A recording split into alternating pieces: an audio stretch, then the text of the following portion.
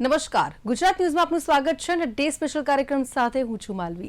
Day special કાર્યક્રમમાં આજે આપણે વાત કરીશું ચૂંટણીનો જંગ જબરદસ્ત રંગ। કારણ કે જે રીતે સ્થાનિક સ્વરાજ્યની ચૂંટણીને લઈને અત્યારે દરેક પાર્ટી છે તે મથામણ કરી રહી છે, ખાસ કરીને ઉમેદવારોના નામોની પસંદગી કરવાને લઈને ક્યાંક યાદી જાહેર કરવામાં આવી છે તો ક્યાંક સત્તાવાર જાહેરાત નથી કરવામાં આવી તેવા પણ દ્રશ્યો જોવા મળી રહ્યા છે અને આ સાથે જ આવતીકાલે સ્થાનિક સ્વરાજ્યની ચૂંટણીમાં ફોર્મ ભરવાની છેલ્લી તારીખ છે અને ખાસ કરીને હવે જે રીતે યાદી હજી સુધી આમ તો જાહેર કરવામાં ક્યાંક વિલંબ થઈ રહ્યો હોય તેવા પણ દ્રશ્યો જોવા મળી રહ્યા છે। ભાજપમાં પણ આંતરિક ખેંચતાણના કારણે ક્યાંક યાદીઓ અટકી પડી છે। તો કોંગ્રેસની વાત કરીએ તો કોંગ્રેસને તો પરંપરા છે કે એન્ડ ટાઈમ પર યાદી જાહેર કરવાની, પરંતુ આ વખતે કંઈક ઊંધા દ્રશ્યો જોવા મળી રહ્યા છે। કોંગ્રેસે સૌપ્રથમ યાદી જાહેર કરી, આ સાથે હવે ભારતીય જનતા પાર્ટીની વાત કરીએ તો કારણ કે કહેવાય ને કે પોતાના માનીતાઓને ટિકિટ આપવામાં ક્યાંક લોકો છે, ઉમેદવારો તે જીદે ભરાયા છે ને આ બધાની વચ્ચે હવે ચૂંટણી છે એની અંદર જંગ જોવા મળી રહ્યો છે ને જબરદસ્ત રંગ જોવા મળી રહ્યો છે। દરેક પાર્ટી છે તે સારા ઉમેદવાર ઈચ્છી રહ્યા છે, કારણ કે ક્યાંક જ્ઞાતીય સમીકરણ કામ કરતા હોય છે તો ક્યાંક નવા ચહેરાઓને પણ તક આપવી એટલી જરૂરી બની જાય છે। તો ક્યાંક હવે જૂના જોગીઓ છે, જે અનુભવી ઉમેદવારો છે તે પણ ક્યાંક બાયો ચડાવતા નજરે પડી રહ્યા છે, કારણ કે તેમનું પણ કહેવું છે કે ભાઈ અનુભવી વ્યક્તિ તો પાર્ટીની અંદર હોવા જોઈએ, જેથી કરીને જે પણ મુદ્દાઓ છે તેની ઉપર વધારે ધ્યાન આપી શકે ને આ સાથે જ દરેક રીતે પાર્ટી માટે સારું એવું કામ કરી શકે। એટલે કે તમામ દ્રશ્યો આપણે જોઈએ અત્યારે તો જબરદસ્ત ખેંચતાણ સ્થાનિક સ્વરાજ્યની ચૂંટણીને લઈને જોવા મળી રહી છે। તો આજે ડે સ્પેશિયલ કાર્યક્રમમાં એ વિષય ઉપર જ વાત કરવી છે, કારણ કે આવતીકાલે સ્થાનિક સ્વરાજ્યની ચૂંટણીનું ફોર્મ ભરવાનો છેલ્લો દિવસ છે। એટલે કે આમ તો જોવા જઈએ તો છેલ્લી ઘડીઓ ગણાઈ રહી છે, બસ જે સત્તાવાર જાહેરાત છે તે નથી કરવામાં આવી અને તેના ઉપર જ આપણે વાત કરીશું। આપણી સાથે જોડાઈ ચૂક્યા છે વિજય ગોસ્વામી, જેઓ દક્ષિણ ગુજરાતના લોકેશન હેડ છે। વિજય, આપનું સ્વાગત છે। સાથે છે હિતેન્દ્ર બારોટ, સંવાદદાતા ગાંધીનગરથી જોડાયા છે, આપનું પણ સ્વાગત છે હિતેન્દ્ર। સાથે મિલન ઠાકર જોડાયા છે, જે સૌરાષ્ટ્રના લોકેશન હેડ છે। મિલન, આપનું પણ સ્વાગત છે ડે સ્પેશિયલ કાર્યક્રમમાં।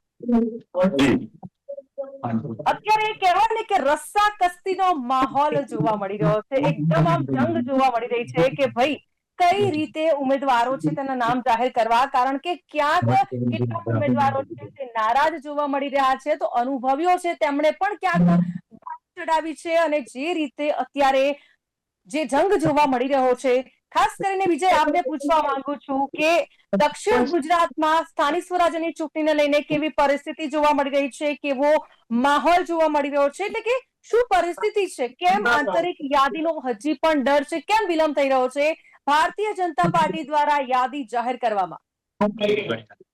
જી ચોક્કસથી આપણે કહી શકાય કે જે દિવસથી ઇલેક્શન ડિક્લેર થયું હતું ત્યારથી દરેકે દરેક જે વ્યક્તિઓ પોતે પોતાની રીતે કોઠા સેટ કરવા માટે લાગ્યા હતા કે ભાઈ મારે કોઈ પણ એન પ્રકારે પોતાના ગોડફાધર શોધી અને ટિકિટો એ રીતે મળી શકે એ માટેની ગોઠવણ કરી રહ્યા હતા। જે પોતાના વિસ્તારના ધારાસભ્યો હોય, પોતાના વિસ્તારના સાંસદો હોય, કે પછી પાર્લામેન્ટરી બોર્ડમાં કોઈ તેમના વ્યક્તિ અંગત હોય એની સાથે, એટલે ક્યાંક ને ક્યાંક આપણે એવું વિચાર કરી શકીએ કે ચોક્કસથી ટિકિટની વાત જો આવે તો દરેકે દરેક વ્યક્તિને એમ હતું કે ભાઈ હું ટિકિટ મેળવી લઉં, હું ટિકિટ મેળવી લઉં, પરંતુ આ વખતે બીજેપીમાં આંતરિક કદાચ વિખવાદ થઈ શકે કે ધારાસભ્યો હોય, લોકલ ધારાસભ્યો, સાંસદો હોય, ક્યાં પછી પાર્લામેન્ટરી બોર્ડની જે પ્રકારે નવા પ્રમુખ આવ્યા છે, એટલે જે યોગ્ય પ્રકારે ઉમેદવાર પસંદગી કરવી, પોતાના માન્યતાને સેટ કરવા, એટલી બધી વિસંગતતાઓ પહેલી વખત બીજેપીમાં કદાચ જોવા મળી હશે કે 11 તારીખ ફોર્મ ડિક્લેર કરવાનો છેલ્લો દિવસ છે, આ છેલ્લા દિવસે 11 તારીખ સુધી જો નામની યાદી આજે આવશે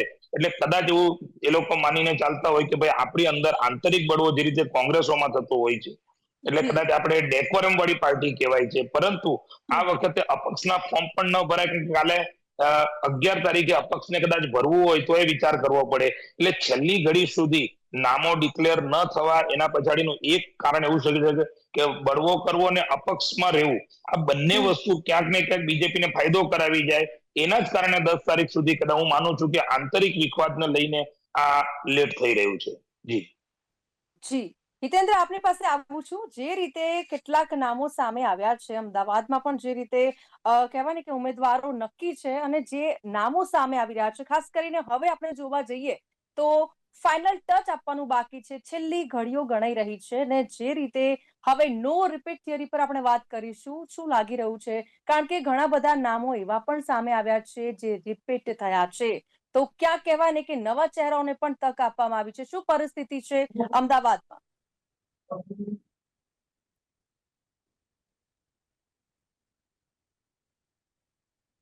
હિતેન્દ્ર, અવાજ નથી આવી રહ્યો આપનો. હિતેન્દ્ર, આપનો અવાજ નથી આવી રહ્યો. વાત કરીએ બાપુનગરની વાત કરીએ તો બાપુનગરમાં જયશ્રીબેન દાસરીને રિપીટ કરવામાં આવ્યા છે. જી. ત્યારે ત્યાં ગોપાલભાઈ સેંઘાને ટિકિટ આપવામાં આવી છે. એ રીતે વાત કરીએ પ્રવીણભાઈ પટેલ કે જે એમટીએસ ના પૂર્વ સભ્ય હતા, એમને આ વખતે તક આપવામાં આવી છે. તેઓ બાપુનગર ભાજપના પ્રમુખ પણ રહી ચુક્યા છે. જ્યારે પ્રકાશ ગુર્જરને ટિકિટ આપવામાં નથી આવી. અશ્વિન પેથાણીને 3 ટર્મ હોવાના કારણે ટિકિટ મળી નથી. એ જ રીતે સરસપુરની વાત કરીએ તો સરસપુરમાં ભારતીબેન વાણિયાને રિપીટ કરવામાં આવ્યા છે. ત્યારે મંજુલાબેન ઠાકોરને ટિકિટ આપવામાં નથી આવી. ભાસ્કરભાઈ ભટ્ટ 3 ટર્મના કોર્પોરેટર હોવાના કારણે એમને તક નથી મળી. જ્યારે દિનેશ કુશવાહ એ પોતે ધારાસભ્ય છે, એટલા માટે ચૂંટણી લડી રહ્યા નથી. એ જ પ્રકારે સરખેજની વાત કરીએ, સરખેજમાં આખી પેનલને બાદ કરી દેવામાં આવી છે. એક પણ કોર્પોરેટર રિપીટ કરાયા નથી. જે માલકાબેન શાહ, જયાબેન દેસાઈ, જયેશ ત્રિવેદી અને સુરેન્દ્રભાઈ ખાચર તમામને ટિકિટ આપવામાં નથી આવી. એટલે એ જ રીતે અલગ અલગ વાત કરીએ તો બીજા વોર્ડોની વાત કરશું તો બીજા વોર્ડની ભારતીબેન ગોહિલની વાત કરીએ, જોધપુરમાં એમને રિપીટ કરવામાં આવે છે. જ્યારે પ્રવીણાબેન પટેલ, પ્રવીણભાઈ પરમાર અને આશીષ પટેલ એ ત્રણેયને રિપીટ કરવામાં નથી આવે, એમને કાપવામાં આવે છે. એમના સ્થાને નવા ચહેરાઓને પસંદ કર્યા. ભાગ્યેશ પટેલને રિપીટ કરવામાં આવે છે. દેવાંગભાઈ દાણી સ્ટેન્ડિંગ કમિટીના પૂર્વ ચેરમેન હતા, એમને રિપીટ કરવામાં આવે છે. જ્યારે એએફટીએસ ના ચેરમેન ધરમસિંહ દેસાઈને બોડકદેવ વોર્ડમાંથી ટિકિટ આપવામાં આવી છે. આ પ્રકારની અત્યારે જોવા એ જ રીતે ચાંદખેડાની વાત રીટાબેન પટેલને અત્યારે રિપીટ કરાયા છે. અરુણસિંહ રાજપૂત, રાકેશ બ્રહ્મભટ્ટ ટિકિટ આપવામાં નથી આવી. એ જ રીતે નવા ચહેરાઓની વાત મેં આપણે પહેલા જ કીધું છે. નવા બીજા નામોની વાત કરીએ, બાપુનગર વિધાનસભામાં સરસપુર રખિયાલની વાત કરીએ, રાજકુમાર રાજપૂત કે જે અત્યારે હાલ વોર્ડના મહામંત્રી હતા, એમને તક આપવામાં આવી. કારણ કે ધારાસભ્યને ખૂબ અંગત માનવામાં આવતા હતા, એમને તક મળી છે. ચિરાગ ઠાકોર કે જે રખિયાલ ગામથી છે, ચિરાગ ગુણભાઈ ઠાકોરને તક આપવામાં આવી છે. ઓબીસી તરીકે એમને તક મળી છે. ભારતીબેન વાણીયા રિપીટ થયા છે. ચંદ્રિકાબેન પટેલ પહેલી વખત ચૂંટણી લડી રહ્યા છે. મક્તમપુરની વાત કરીએ, મક્તમપુરમાંથી અભય વ્યાસને ટિકિટ અપાઈ છે. એકતા ઠાકોરને ટિકિટ અપાઈ છે. હંસાબેન પરમારને તક મળી છે. ગોપાલ ચૌહાણ. એ જ પ્રકારે વાત કરીએ બીજા ચહેરાઓની વાત કરીએ, હજુ ભારતીય જનતા પાર્ટી દ્વારા ઉમેદવારોની પસંદગીની પ્રક્રિયા હાલ ચાલી રહી છે. હજુ નામો બાકીના નક્કી થઈ ચુક્યા છે.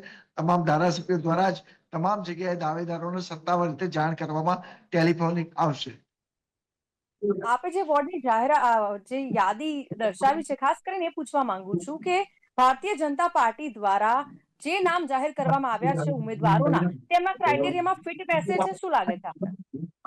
ભારતીય જનતા પાર્ટી જે 3 વખત કોર્પોરેટર રહી ચુક્યા હતા, એવા લોકોને તક નથી આપી.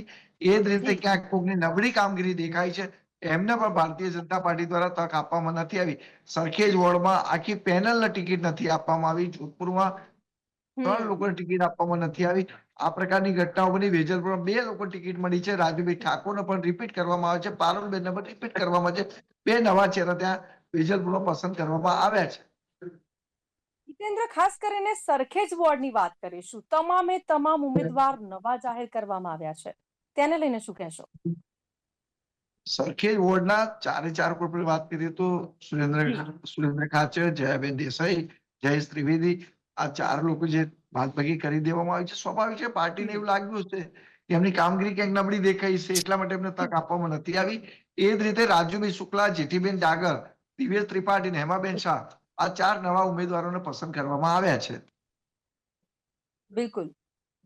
મિલન, આપને પૂછવા માંગુ છું કે સૌરાષ્ટ્રમાં કેવી પરિસ્થિતિ જોવા મળી રહી છે, ખાસ કરીને સ્થાનિક સ્વરાજ્યની ચૂંટણી જ્યારે છેલ્લી ઘડીઓ ગણાઈ રહી છે, રસ્સાકસીનો માહોલ જોવા મળી રહ્યો છે, અને હવે તો કહેવાય ને કે ઉમેદવારોને ફોન આવવાના પણ શરૂ થઈ ચૂક્યા છે, એટલે કે ફાઇનલ ટચ આપવાનું બાકી છે, ક્યાંક સત્તાવાર જાહેરાત કરવાની બાકી છે. ત્યારે ચૂંટણી લઈને ત્યાં કેવા દ્રશ્યો જોવા મળી રહ્યા છે? સૌરાષ્ટ્રમાં આમ જુઓ તો જિલ્લા પંચાયત હોય, નગરપાલિકા હોય કે પછી તાલુકા પંચાયતના હોય કે મહાનગરપાલિકાના ઉમેદવારોની ક્યાંક ને ક્યાંક એક સૂચિઓ જાહેર કરવામાં આવી છે, પરંતુ સૌરાષ્ટ્રનું એપી સેન્ટર જે અત્યારે કહી શકાય, મગજમારીનું એપી સેન્ટર કહી શકાય, તો એ રાજકોટ કોર્પોરેશન છે. રાજકોટ કોર્પોરેશનનું હજુ સુધી સત્તાવાર રીતના યાદી જાહેર નથી થઈ. આપને જણાવી દઉં કે અત્યારે લેટેસ્ટ જે અપડેટ આવી છે એ પ્રમાણે અમદાવાદ અને સુરતની અંદર ઉમેદવારોની યાદી જાહેર થઈ ચૂકી છે, પરંતુ રાજકોટની મડાગાંઠ હજુ પણ ક્યાંક ને ક્યાંક યથાવત છે. અત્યારે જે પ્રકારે રાજકોટની જે પરિસ્થિતિ છે, ખાસ કરીને જે લોબિંગ થઈ રહ્યું છે ઉમેદવારોની પસંદગીની લઈ પ્રક્રિયાને લઈ, અને અત્યારે જે પ્રકારે એક અસંતોષ પણ ક્યાંક ને ક્યાંક થઈ શકે, આ તમામે તમામ જે શક્યતાઓ જોતા ઉમેદવારોની જાહેરાત થાય એ પહેલા જ અસંતોષને રોકવા માટે રાજકોટ ખાતે ભાજપે નવી રણનીતિ અપનાવી હોવાના પણ એક સંકેતો સામે આવી રહ્યા છે. ઉમેદવારોની જાહેરાત બાદ કોઈ પણ પ્રકારની આંતરિક માથાકૂટ ન થાય તે માટે પાણી પહેલા જ પાળ બાંધતા હોય આ પ્રકારની જે કહી શકાય કે જે એક પોસ્ટ છે એ અહીં વાયરલ પણ થયેલ છે. આપણો ઉમેદવાર માત્ર ને માત્ર કમળ, એટલે કે ઉમેદવાર જે પણ હોય છે તમે કમળને મત આપો છો અથવા તમારો ઉમેદવાર કમળ છે, આ પ્રકારનો એક મેસેજ આપવાનો પ્રયત્ન છે એ થઈ રહ્યો છે. સાથે સાથે જો વાત કરીએ રાજકોટ મહાનગરપાલિકાની ચૂંટણીના ઉમેદવારોની, ભારતીય જનતા પાર્ટીના ઉમેદવારોની, તો અત્યારના તબક્કે જે કેટલાક નામો છે તેમના ઉપર સહમતિ સાધવામાં આવી છે. જોકે હજુ સત્તાવાર આ નામો છે એ જાહેરાત થયા નથી, પરંતુ અત્યારના તબક્કે જે નામો સામે આવ્યા છે, અલ્પેશ મોજરિયા કે જેઓ વોર્ડ નંબર 1 માંથી સંભાવનાઓ છે કે તેમને જ ફરી ટિકિટ આપવામાં આવે. જો તેમની ટિકિટ નથી આપવામાં આવતી તો અગાઉની ટર્મની અંદર અલ્પેશ મોજરિયાના જે ચૂંટણી લડી ચૂક્યા છે તેમને ઉમેદવાર બનાવવામાં આવી શકે છે. તેવી જ રીતના ઘનશ્યામ હેરબા એક જાણીતો ચહેરો છે, આહિર જ્ઞાતિના છે, ઉદ્યોગપતિ છે, તેમને વોર્ડ નંબર 10 માંથી આ વખતે ટિકિટ આપવામાં આવે એવી પૂરેપૂરી સંભાવનાઓ છે. આ ઉપરાંત નરેન્દ્રસિંહ જાડેજા જે છે, જે ડેપ્યુટી મેયર રહી ચૂક્યા છે, વોર્ડ નંબર 3 માંથી તેમને રિપીટ કરવામાં આવે તેવી પણ એક શક્યતા છે. આ ઉપરાંત સંજયસિંહ રાણા છે કે જેમને વોર્ડ નંબર 18 માંથી ભારતીબેન પરસાણાને, વોર્ડ નંબર 18 માંથી મનીષ ભટ્ટ ને વોર્ડ નંબર 8 માંથી, તેમજ અશ્વિન બોરણિયાને વોર્ડ નંબર 9 માંથી, કિરણબેન માકડિયાને 8 નંબરમાંથી ઉમેદવારી કરાવવામાં આવી શકે છે. તો તેવી જ રીતના પરેશ પીપળિયાને વોર્ડ નંબર 4 માંથી કરવામાં આવી શકે છે. આ ઉપરાંત વિજય પાડલિયા કે જેમને વોર્ડ નંબર 10 માંથી, તેમનું નામ હાલ ખાસું ચર્ચામાં છે. મતલબ આ તમામે તમામ જે નામો છે એ ચર્ચામાં છે, પરંતુ હજુ અંતિમ મહોર એ લાગી શકી નથી. અત્યારે ભારતીય જનતા પાર્ટીએ રાજકોટના કોર્પોરેશનને લઈ અને પોતાના 72 નામો હજુ સુધી જાહેર નથી કરી શક્યા. ક્યાંક ને ક્યાંક હજુ પણ જે 2-3 વોર્ડની અંદર ઉમેદવારોની પસંદગીને લઈ અને મડાગાંઠ છે, એક પ્રકારે લોબિંગ પણ ચાલુ છે, જબરું લોબિંગ થઈ રહ્યું છે ને એમને કારણે જ ક્યાંક ને ક્યાંક હજુ આ યાદીમાં વિલંબ થઈ રહ્યો હોવાનું જાણવા મળી રહ્યું છે. મિલન, ખાસ કરીને આપણે રાજકોટની વાત કરી કે રાજકોટમાં ખેંચતાણ જોવા મળી રહી છે. પોતાના માનીતાઓને ટિકિટ અપાવવા માટે હવે ઉમેદવારો કહેવાય ને કે જીદે ભરાયા છે, એટલે કે હાઈકમાન્ડ પણ હવે અવઢવમાં જોવા મળી રહી છે. તો ખાસ કરીને તેને લઈને શું કહેશું, કારણ કે રાજકોટમાં અત્યારે કહેવાય ને કે ભારેલા અગ્નિ જેવી પરિસ્થિતિ છે જોવા મળી રહી છે. ખાસ કરીને હવે ઉમેદવારો છે તેમણે બાયો ચડાવી છે. તો કે રાજકોટની વાત આપણે જણાવીશ તે રાજકોટમાં જે પ્રકારના અત્યારે જે ચિત્ર સામે આવી રહ્યું છે, આ ચિત્ર છે એ ભાજપની ચોક્કસ ચિંતા વધારનારું છે. કારણ કે ઉમેદવારોની પસંદગીની પ્રક્રિયાને લઈને ભાજપની અંદર અત્યારે જે મડાગાંઠ સર્જાઈ છે, ખાસ કરીને મામકાવાદથી માંડી અને જૂથવાદ પણ અહીં જોવા મળી રહ્યું છે. ભાજપ દ્વારા પહેલેથી જ નો રિપીટની થિયરી અપનાવવાનો પ્રયત્ન કરવામાં આવ્યો છે, જેના કારણે અનેક દિગ્ગજ નેતાઓના નામો છે એ કપાશે. જો કે પોતાની ટિકિટ ન કપાય તે માટે આ જ નેતાઓએ જબરું લોબિંગ અત્યારે મોવડી મંડળમાં કર્યું છે. આવતીકાલે ઉમેદવારી ફોર્મ ભરાવાનું છે. ભારતીય જનતા પાર્ટી દ્વારા બહુમાળી ચોક ખાતે ઉમેદવારોના જે સભાનું પણ આયોજન કરી દેવામાં આવ્યું છે. તડામાર તૈયારીઓ થઈ ચૂકી છે, પરંતુ હજુ ક્યાંક ને ક્યાંક જાનૈયાઓ તૈયાર છે, જાન તૈયાર છે, પરંતુ મૂર્તિયાઓ કોણ છે તે હજુ સુધી જાહેર નથી થયું. મતલબ ભારે જે ઉત્તેજના પણ કહી શકાય, ભારે સસ્પેન્સ પણ કહી શકાય અત્યારે રાજકોટમાં જોવા મળી રહ્યું છે. બિલકુલ હિતેન્દ્ર, કોંગ્રેસ અને ભાજપમાં આંતરિક કલહ ચરમસીમાએ પહોંચ્યો છે આમ જોવા જઈએ તો બંનેમાં, અને ખાસ કરીને ભાજપની યાદી બાદ અસંતોષનો જ્વાળામુખી પણ ફાટવાની તૈયારીમાં છે. ત્યારે ખાસ કરીને હવે કોંગ્રેસની વાત કરીએ. કોંગ્રેસમાં અમદાવાદમાં કહેવાય ને કે સીધા જ ઉમેદવારોને મેન્ડેટ આપવાનું શરૂ કરી દીધું છે. જે પ્રકારે ભારતીય જનતા પાર્ટીના ધારાસભ્યો દ્વારા ટેલિફોનિક એમના ઉમેદવાર જાણ કરવામાં આવી છે, એ તરહે કોંગ્રેસે પણ એના પોતાના ઉમેદવારોને ટેલિફોનિક જાણ કરી દેવામાં આવી છે કે આ ઉમેદવાર જો સત્તાવાર રીતે પણ થઈ ચૂકી છે. એ જ પ્રકારની સ્થિતિ અત્યારે કોંગ્રેસે પણ એ જ નીતિ અપનાવી છે. અને વાત કરીએ મેન્ડેટને લઈને કેટલીક વાર મુશ્કેલીઓ પણ થતી હોય છે. ભારતીય જનતા પાર્ટી આવતીકાલે જ મોટાભાગના ઉમેદવારો ઉમેદવારી પત્ર ભરવાના છે. એ ભારતીય જનતા પાર્ટી અને કોંગ્રેસ, કારણ કે આજે આવતીકાલે અંતિમ દિવસ છે. બપોર 3 વાગ્યા સુધી ઉમેદવારી પત્ર ભરવાના છે. ત્યારે સ્વાભાવિક છે આવતીકાલે જ રેસ જામવાની છે. ઘણી વખત કોંગ્રેસ પણ રહી જતી હોય છે. તો ભાજપમાં પણ આજ મુશ્કેલી થવાની નથી, કારણ કે ભારતીય જનતા પાર્ટીની લીગલ ટીમે તમામ પ્રકારની તૈયારીઓ શરૂ કરી દીધી છે. બોર્ડ પ્રમુખોએ પણ આ તૈયારીઓ કરેલી છે. એટલે ભાજપ અને કોંગ્રેસમાં એ ઇસ્યુ આવવાનું નથી. હા, ઉમેદવારોમાં ચોક્કસ બળવાખોરી ન થાય, આ પ્રકારની રણનીતિ એટલા માટે અપનાવવામાં આવતી હોય છે કે સ્વાભાવિક છે જેમને ટિકિટ ન મળી હોય એ લોકો નારાજગી વ્યક્ત કરતા હોય છે, બળવો પણ કરતા હોય, અપક્ષ ઉમેદવારી પણ નોંધાવતા હોય છે, જેના કારણે જે તે રાજકીય પક્ષોને નુકસાન થતું હોય છે. એટલા માટે મોટાભાગના રાજકીય પક્ષો પર આ પ્રકારની રણનીતિ અપનાવવામાં આવતી હોય છે. ડાયરેક્ટ મેન્ડેટ એમના દ્વારા જે તે જગ્યાએ પહોંચાડી દેવામાં આવતો, જ્યાં ફોર્મ ભર્યું હોય એ જ જગ્યાએ પહોંચાડતા પણ હોય છે. બિલકુલ. અને વિજય, ખાસ કરીને અત્યારે વાત કરીએ તો ભાજપમાં પેજ પ્રમુખથી પ્રદેશ સુધી ખેંચતાણ જોવા મળી રહી છે. તો દક્ષિણ ગુજરાતમાં કોનું પત્તું કપાઈ શકે છે? કોઈ નામ સામે આવ્યા છે? જી, ચોક્કસથી કહી શકાય. દક્ષિણ ગુજરાતની જો વાત કરીએ તો દક્ષિણ ગુજરાત ગઢ રહ્યું છે. જે પૂર્વ પ્રદેશ પ્રમુખ હતા સી.આર. પાટીલ સાહેબ, એટલે કદાચ એમની આશા એ હોય છે કે ભાઈ એમના જ વિસ્તાર દક્ષિણ ગુજરાત એમનો ગઢ છે, એટલે દક્ષિણ ગુજરાતમાં એ પોતાની સીટો જાળવી રાખવાનો પ્રયત્ન કરે. કારણ કે આવનારી જે વિધાનસભાઓ છે, લોકસભાઓ છે, એમાં જો તમારે પોતાના વ્યક્તિઓ સેટ હશે તો વિધાનસભા જીતવા માટે, એ દક્ષિણ ગુજરાત પૂરતી હું વાત કરું તો એમાં પ્રયત્ન સી.આર. પાટીલ સાહેબનો એવી ઈચ્છા છે કે ભાઈ હું મારા વધુમાં વધુ પ્રભુત્વ મેળવનારા ઉમેદવારોને ટિકિટ આપવું. ત્યાં બીજા હાલ ઉભરી રહેલા જે જૂના કદાચ જોગી કહી શકાય એવા પૂર્ણેશભાઈ મોદી, એ પણ પોતાનું પ્રભુત્વ ટકાવવાનો પ્રયાસ કરે. અને આ બે ની વચ્ચે એવું માથું ડેપ્યુટી સીએમ કદાચ હર્ષભાઈ સંઘવી એ પણ એવા પ્રયત્ન કરે છે કે આવનારી 2027 ની વિધાનસભા છે, હું વધુમાં વધુ જે, કારણ કે ભલે આપ ડેપ્યુટી સીએમ બનતા હો છો, આ ઉપાધ્યક્ષ બનતા હો છો, પરંતુ આપ આપના લોકલ એરિયામાં આપની પકડ ન હોય તો આપણે જે વિધાનસભા લડવાના હોઈએ કે કદાચ લોકસભા લડવાના હોય તો જે કામ કરનારા વ્યક્તિઓ છે, જે સાથે કોર્પોરેટરો હોય છે, જે તમારી જીતમાં મહદઅંશે ફાળો આપતા હોય છે. એટલા જ માટે દરેક ધારાસભ્યો અને સાંસદો એ જ પ્રયત્ન કરે છે કે પોતાના વ્યક્તિઓ વધુમાં વધુ આ કોર્પોરેશનની ટિકિટોમાં ટિકિટ મેળવે અને ઉમેદવારી કરે. એટલે આ પ્રયત્ન અહીં હાલ થઈ રહ્યા છે, જેમાં દક્ષિણ ગુજરાતમાં હર્ષભાઈ સંઘવી પોતાના વ્યક્તિઓની જો વાત કરીએ તે પૂર્ણેશભાઈ, સી.આર.ભાઈ, નવસારીની વાત કરીએ તો આર.સી. પટેલ, વલસાડની વાત કરીએ તો કનુભાઈ દેસાઈ, નાણામંત્રી છે, એમનો પણ એવો આગ્રહ છે કે ભાઈ હું નાણામંત્રી, વલસાડનું પ્રભુત્વ છે, વલસાડમાં વધુમાં વધુ વ્યક્તિઓ સેટ કરવાનો. સાંસદની વાત કરીએ ધવલભાઈ પટેલ. એટલે ક્યાંક ને ક્યાંક આ રાજકીય ચૂંટણી આ વખતની હું માનું છું ત્યાં સુધી 2024 નું કોર્પોરેશન વ્યક્તિગત પોતાના વ્યક્તિ મૂકવા આના પર લડાઈ રહ્યું છે, નહીં કે કાર્યકર સારો હોવો. કાર્યકર સારો હોવાની જે વાત છે, પેજ પ્રમુખની વાત છે, કારણ કે આ વખતે ફોર્મ ભરનાર લોકોએ લખ્યું છે ફોર્મમાં કે મેં 25 વર્ષ સુધી ટેબલો ગોઠવ્યા છે, બીજેપી માટે કામ કર્યું છે, આવું લખવું પડ્યું છે ફોર્મમાં કે 25 વર્ષ સુધી જો ટેબલો ગોઠવવાની વાત આવતી હોય છતાં ટિકિટ ના મળે તો આપ સમજી શકો છો કે જે 2001માં જયારે મુખ્યમંત્રી નરેન્દ્રભાઈ હતા તેનાથી પહેલા બીજેપીમાં જોડાયેલા લોકોએ પણ લખવું પડ્યું છે કે ભાઈ અમને ટિકિટ આપો. એટલે આપ જોઈ શકો છો કે હાલ કાર્યકર્તા નહીં પરંતુ પોતાનો કોણ, પોતાના વ્યક્તિ માટેની આ હોડ જામી છે ને એના જ કારણે 10 તારીખ સુધી ટિકિટો તમે નામ આપી શકતા નથી. કામ કરનારા કાર્યકર માટે તો ક્યાંય આ ટાઈમ બાઉન્ડ ની જરૂર હોતી નથી. એટલે બીજેપી માટે આ વખતે પોતાના વ્યક્તિ સમાવવાનો જે વિષય છે એ ખેંચીને લઈ જઈ રહ્યો છે 11 તારીખ સુધી, જે કાલના ગણતરીના દિવસો સુધીમાં.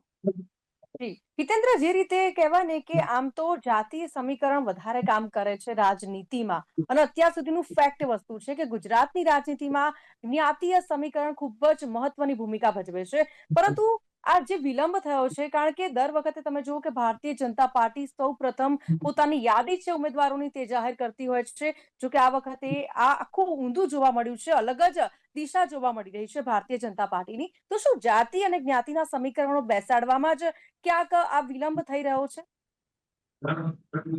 માનવી, ખાસ કરીને ભારતીય જનતા પાર્ટીની કોઈ પણ રાજકીય પક્ષ દ્વારા જયારે ઉમેદવારોની પસંદગી કરવામાં આવતી હોય છે તો સ્વાભાવિક છે કે જ્ઞાતિ જાતિના સમીકરણો પણ જોવામાં આવતો હોય છે, જે તે સમાજનો પ્રભાવ કેટલો છે એ પણ ખાસ જોવામાં આવતું હોય છે. ઉમેદવારની આર્થિક ક્ષમતા કેટલી છે, એને પાર્ટીમાં કેવા પ્રકારનું કામ કર્યું છે, આ તમામ બાબતોને ધ્યાનમાં રાખીને પાર્ટી દ્વારા ઉમેદવારો પસંદ કરાતા હોય છે. કે પછી ભાજપ હોય, કોંગ્રેસ હોય, કોઈ બી રાજકીય પક્ષ હોય, તમામ આ રીતની રાજનીતિ કરતા હોય છે.